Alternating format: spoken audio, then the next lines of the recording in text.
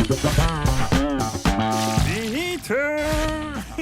خدا آقا بساط پیاده روی به روستای مجاور رو راه انداخت.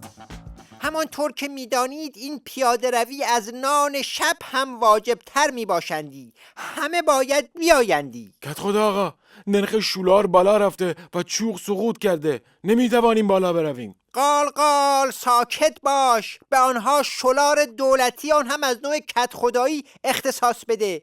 همه چیز باید برای مسافران فراهم باشندی. کت خدا آقا شلار دولتی برای خرید دارو نداریم، بعد شما میگید شلار دولتی رو برای پیاده روی اختصاص بدیم؟ دارو دیگر چیست؟ هر کدام از اهالی که مریض هستند خودشون با جوشونده و گیاهان دارویی خودشون رو درمان کنندی.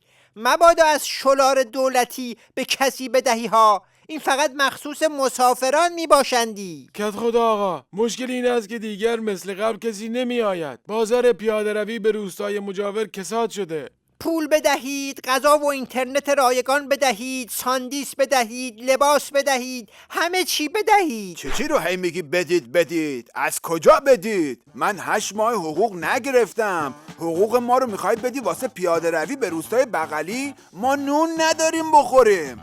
این عامل دشمنان فینیتو رو از جلوی چشمای من دور کنید.